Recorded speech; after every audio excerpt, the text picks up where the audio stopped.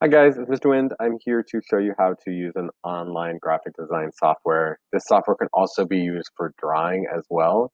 It's basically like Adobe Illustrator, but it is an online-based application. It doesn't have all the functionality of Illustrator, but that's okay. It does everything you need it to do for this class. So I'm just going to do some quick walkthrough on the different tools in here, and then I will do another one showing you guys how to use it. So this button right here is the select button. This is where you can select whatever's in your drawings in order to manipulate it, like change color, change size, any of that kind of stuff. Um, this here is the crop tool. It technically is a crop tool, but this is the size tool in the case of this software. So it allows you to choose a whole bunch of different types of sizes. And what I'll say to you is that if you are interested in printing this out and you want this to be pretty big, like you want it to be 8 by 10, say, you're going to need this to be, um, you're going to choose this pixels. That's what PX stands for, is pixels. This is inches. And I'm going to show you that this software initially just thinks of everything online. It doesn't think that anybody ever wants to print this stuff off. They only want to show it online. So when I go to these pixels, you'll see that it's not a ton of pixels. This is not a lot of pixels, guys. This is good pixels for online purposes, but this isn't good pixels if you want to end up printing it out. If you want to print it out and you want it to be like 8 by 10, say, you need it to be at least 3,000, um, and this needs to be 24. Sorry, this needs to be 2,400, and this needs to be 3,000. And that will allow you to make something that'll end up printing out at 8 by 10. So just think that if it's online, it only needs to be 72 pixels per inch. If it's printing out, it needs to be at least 300 pixels per inch.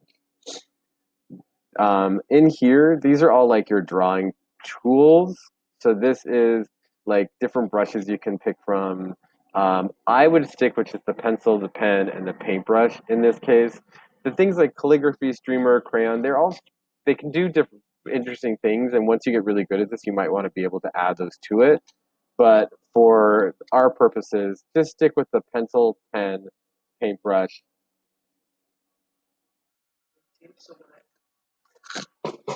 So as I was saying, there's a whole bunch of brushes in here, and I would stick to just pencil, pen, and paintbrush. That is it. So I'm gonna get the pencil tool to do some stuff.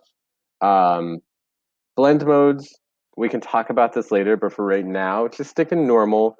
As we get a little bit more, um, uh, review this a little bit more, we can totally try out like multiply and color burn. It does some really interesting things. And but for right now, just stick with normal. Now you need to choose a fill, and we've talked about gradients before with Google Draw, so they have gradients in here as well. And if you feel very comfortable with gradients and how they work, totally use these. But if you don't, just stick with colors, and that's okay. So you can down here make your own color. Just choose the color that you're interested in. I'm gonna go down here. I'm gonna go make mine very, very, very, very, very red. So I want it very, very, very red. And I prefer to work without an outline. If I want to outline something, I'm gonna go around that thing with my pencil tool again. So the way that I change this is I just click this thing here. I don't know what this is, a drop, and that sets the opacity, which means how much is it showing up. So right now my fill is not showing up at all. There it goes. Now it's filling up. I don't want any outline whatsoever. And now I'm going to draw with my pencil tool. So this is going to do this thing where it's creating the shape as you go. So let me do that again. It's doing this thing that like makes the shape as you go.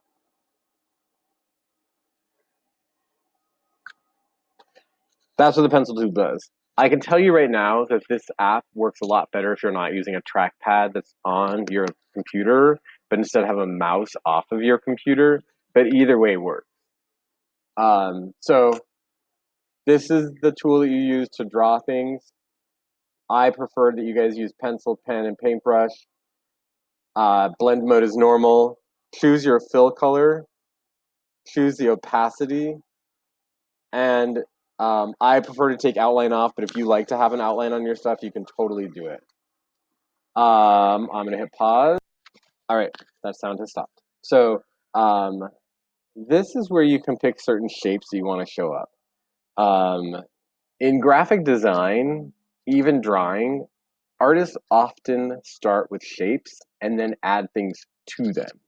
So say I'm trying to get a circle, right? And I'm gonna do. I forgot to set my fill. I want mine to be that super red again, and I don't want an outline on it. So fill outline. This is how much you can see it. And we'll talk more about that later.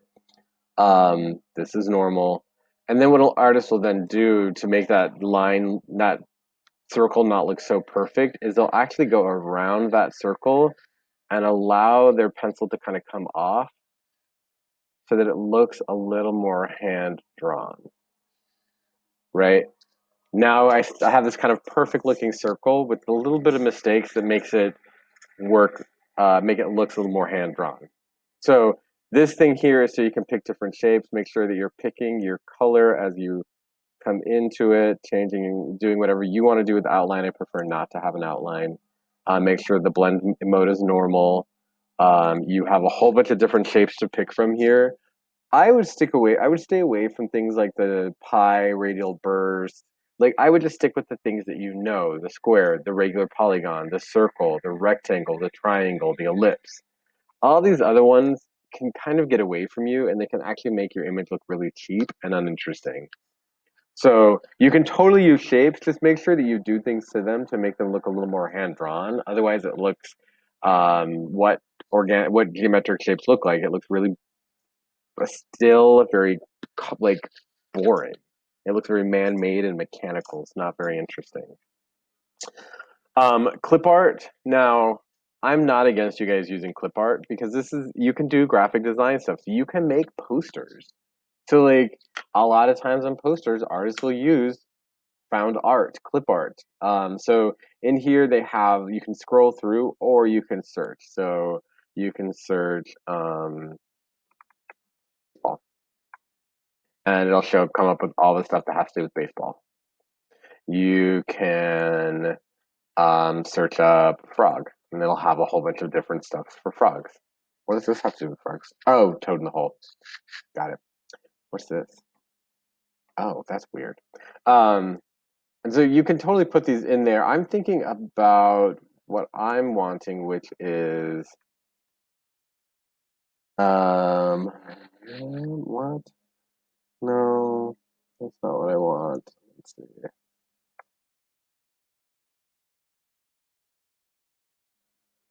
I don't want any of these either. I'm thinking of making a package, so I'm trying to think about what picture I could have on that package. Let's just use this one. It has that same red that I'm using. So now I can move this around. I can make it bigger. I can make it smaller. If I do this, you're gonna see it like actually like warps the thing. You don't want to do that. If you mess up, you can always do Control Z and it brings it back to where you were. Control Z is your undo guide. Um, So this is where you this is where you can find images. You can also load your own images. So you can like download things from the internet, load them into this and use them. So you can do kind of like more collage kind of stuff. You can also load your images from your camera and do stuff with them in here. But I'm going to show you guys how to use a photo tool as well. So load your own images if you plan on doing kind of interesting things with it. Um, I'm gonna select this. I think that I thought that I could do something with this, but I can't. Nope. That's okay. I thought that there was a way for me to choose what part of this I want to.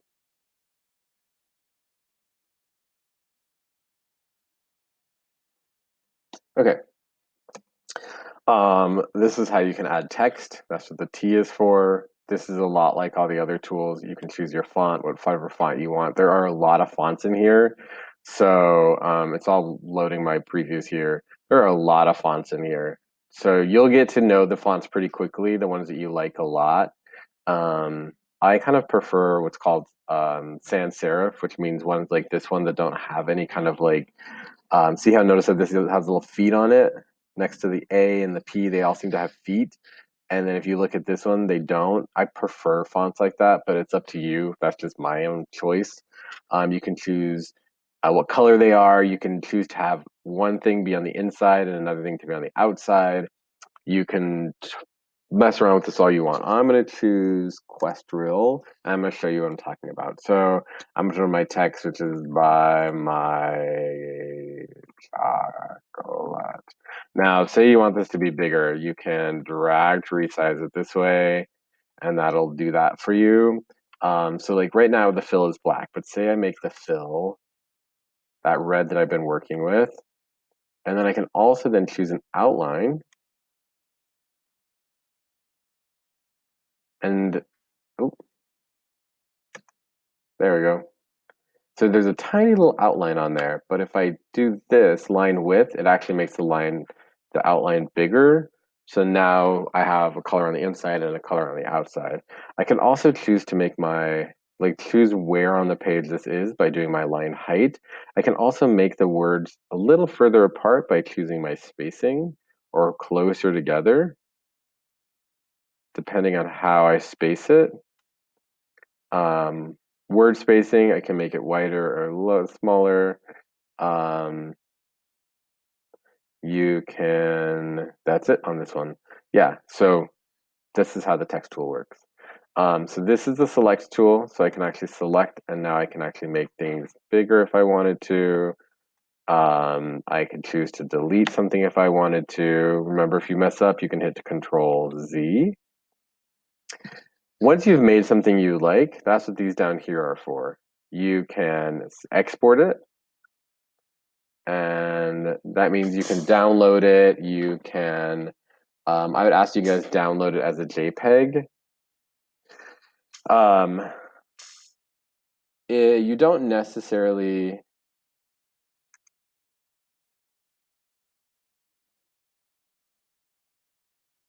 need to save it because this is online. It'll actually be here for a while. These tools over here, this is how you can set layers, and you can see I already have layers. It does it automatically. But now say I want my text to be behind my clip art, I can actually move this layer by clicking on those three dots, and I can move it behind the chocolate. And now it's behind the chocolate, or I can bring it back to the front.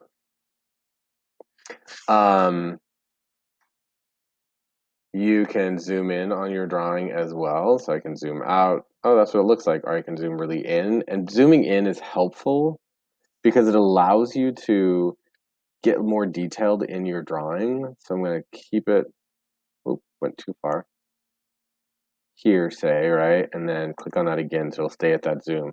So that when I draw something, I can get really close and do some really intricate, detailed stuff in there.